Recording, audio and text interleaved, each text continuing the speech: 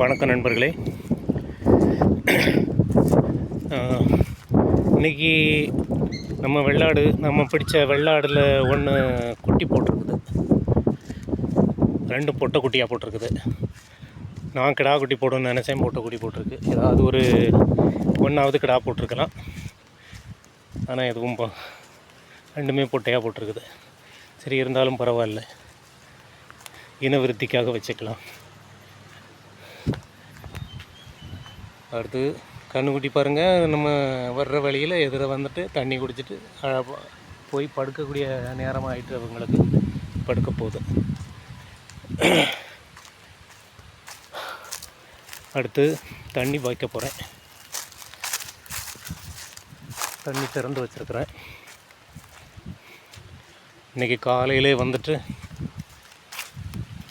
தென்னை மரத்துக்கு உள்ள கிடந்த எல்லா தேங்காயையும் தொளிச்சு இனி கள்ளிக்குளத்துக்கு கொண்டு போனோம். கடையில் 60 ரூபா வச்சு விற்கிறாங்களாம். கடையில் போய் நாம் வாங்கினோன்னா 60 ரூபாயாம். இப்போ எங்கிட்ட அவங்க வாங்குகிற ரேட்டு வந்து 50 ரூபா. நான் தொளிச்சு கொண்டு அவங்க கையில் கொடுக்கணும்.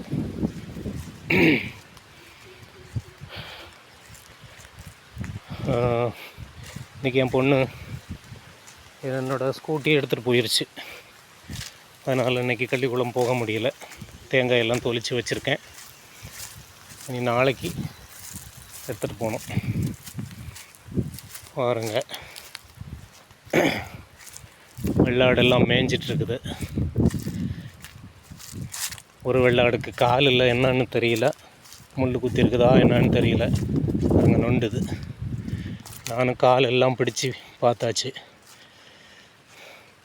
ஒன்றும் ப்ராப்ளம் தெரியல. 2-3 நாளாகவே நொண்டிக்கிட்டு இருக்குது. சரி, தானாக சரியாகும் அப்படின்னு விட்டாச்சு. என்ன ப்ராப்ளம்னு தெரியல, கண்டுபிடிக்க முடியல. முள் இருக்குமா இருக்கும், ஆனால் கருப்பு ஆடுங்கிறதுனால கருப்பாக எதில் எந்த இடத்துல இருக்குன்னே தெரியல.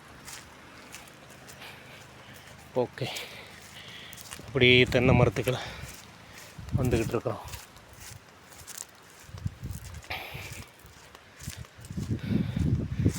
தென்னையில் 8 தென்னைக்கு ஒரு டியூப்பு போட்டு பாய்ச்சிட்ருக்கோம். ஒரு தென்னைக்கு 3 விகிதம்.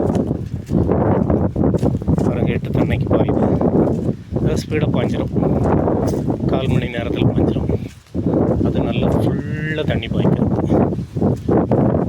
கொஞ்சம் குறை அப்படிலாம் இல்லை, ஃபுல்லாக ஃபுல்லு முழுக்க ஃபுல் ஆனதுக்கப்புறம்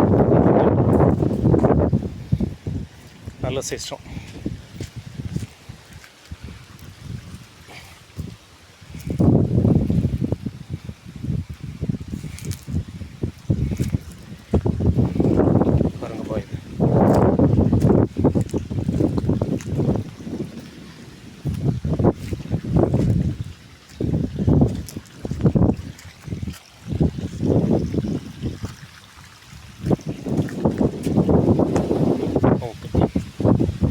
வீடியோ பிடிச்சிருந்தனா கமெண்ட் பண்ணுங்கள், லைக் பண்ணுங்கள், ஷேர் பண்ணுங்கள்.